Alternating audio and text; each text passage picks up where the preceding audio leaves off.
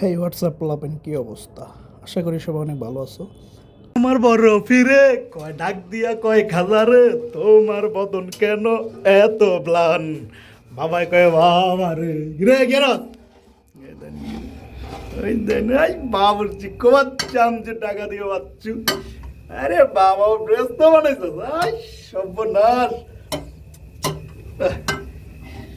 তাড়াতাড়ি কর এই যে দেখছেন মালটুস এই যে নতুন আলু বুড়া বেটা আমার খালু না আমার খালু জোয়ার আছে। তো তোমাদের মাঝে আবার খাবার দাবার নিয়ে আসলাম। আসলে আমরা সবসময় গেলে খাওয়ার উপরে থাকি। খাওয়া ছাড়া জীবনে আমাদের আর কোনো উন্নতি নেই। খাওয়ানোর যত ধরনের আইটেম আছে সব কিছু শুনবো আমাদের কাছে। আমাদেরকে যদি বলা হয় যে কাজ করে না, তাতে আলহামদুলিল্লাহ। যদি বলা হয় যে গরুর গোস্ত খাওয়ান বন্ধ, এটা জিন্দিগিতে পসিবল না ভাই। গরুর গোস্ত খাওয়ানোর উপরে কোনো খাওয়ান নাই। এটা যে কী পরিমাণ তৃপ্তি নিয়ে খাওয়া যায়, এটা যে মনে করেন যে যারা অ্যালার্জি আছে সে কোনো দিন বুঝবে না। এটাকে যত জমতে পারেন খালি খাইবেন। এটা হলো আল্লাহর অশেষ একটা নেয়ামত।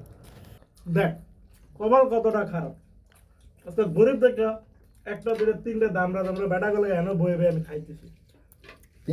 একটা যদি বড় লোক একদম টেয়া বসে থাকতো, তিনটা গরু উষ্টা খাইতাম। এই তিনটা বউরে লয়ে আমি এখানে তিন পাশে তিনটা আমার বউ থাকতো, আমি মাঝখানটা বইতাম বয়ে বয়ে এমনি এমনি আহা এখনো বাদ দিয়ে খুঁজে খাইতে পারলে বউ খাবে কেমনি? আবার বলে এই খাবে নাউজুবিল্লাহ।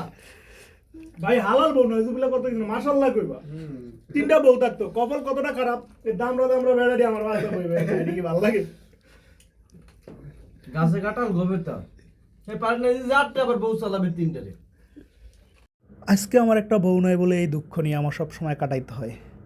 এই দুঃখ যার সেই শুধুমাত্র বোঝে।